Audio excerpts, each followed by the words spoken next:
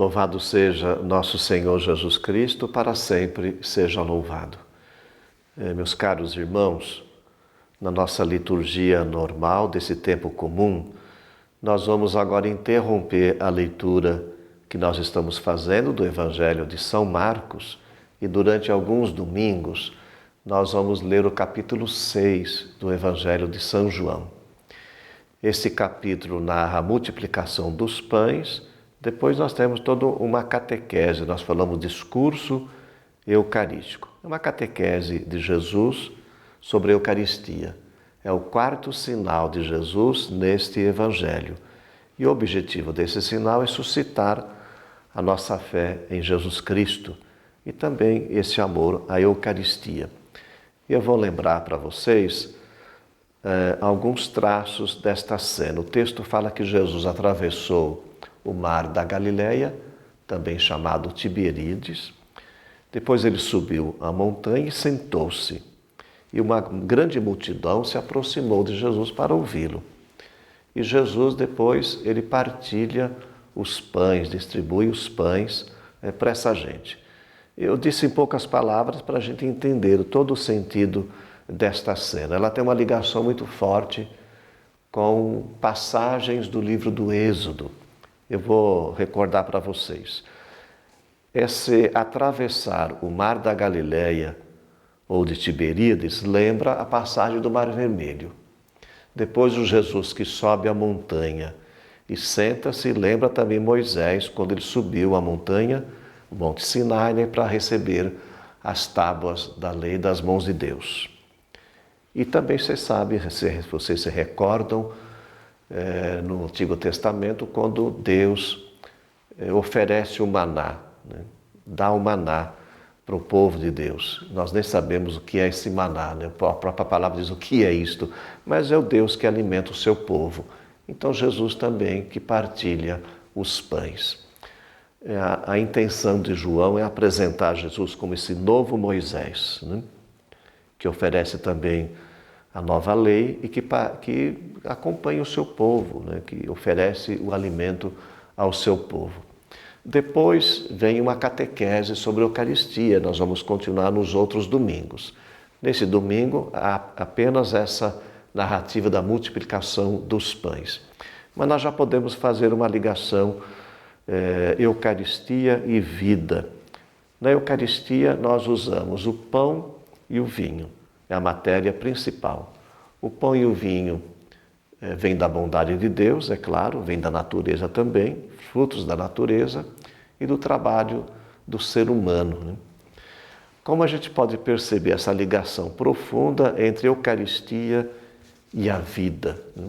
Não se separa, nós participamos da missa depois para vivermos também os seus frutos. E eu vou ler para vocês o que o Catecismo da Igreja Católica fala dos frutos que nós recebemos na Eucaristia, nos números 1391 até 1397. Diz assim, olha que importante: aumento da nossa união com Cristo, aumento e renovação da vida da graça que nós recebemos no batismo, a remissão dos pecados, é claro, na Eucaristia, a restauração das nossas forças, principalmente o fortalecimento da nossa caridade fraterna, a preservação dos pecados mortais, a nossa união à Igreja e aos irmãos e o compromisso com os pobres. Olha só, cada vez que você participa de uma missa ou de semana, ou de modo particular aos domingos, são esses frutos que nós recebemos para mostrar essa importância de ligar Eucaristia com a vida. Nós continuamos lendo trechos da carta de São Paulo aos Efésios. Vocês sabem que essa carta ela trata de muitos assuntos ligados à Igreja e nesse domingo continua falando da importância da unidade. E Paulo usa algumas expressões, ele fala assim, um só corpo, um só Espírito, uma só esperança, né? Um só Senhor, uma só fé, um só batismo. Olha, todos os elementos que nos ajudam a viver essa fraternidade e essa comunhão.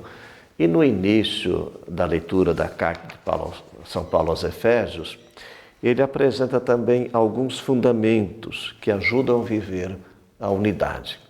Eu vou lembrar para vocês, ele vai falar da humildade, depois ele fala da mansidão, da paciência e do amor. Então, para a gente poder viver a nossa comunhão, a nossa união, a nossa fraternidade, nós temos que viver a humildade, né? Santa Teresa d'Ávila diz que é o remédio para curar as feridas do nosso coração. Depois a mansidão, o Papa Francisco falava assim, reagir com humilde mansidão, isso é santidade. A paciência que nós devemos ter, né, conosco mesmo, com as pessoas, com os outros, e de modo particular, o amor.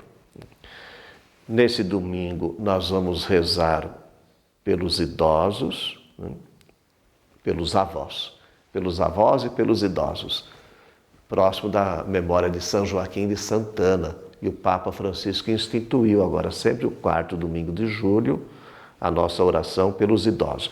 E não é só rezar, né?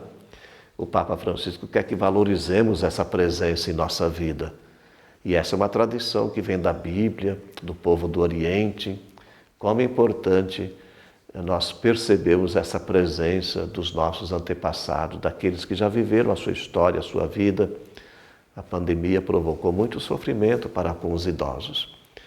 E além das orações, o Papa fala que deveria ter sempre um anjo, né, visitando os nossos idosos, pessoas da família, pessoas da igreja. E, sobretudo, também reconhecer essa presença.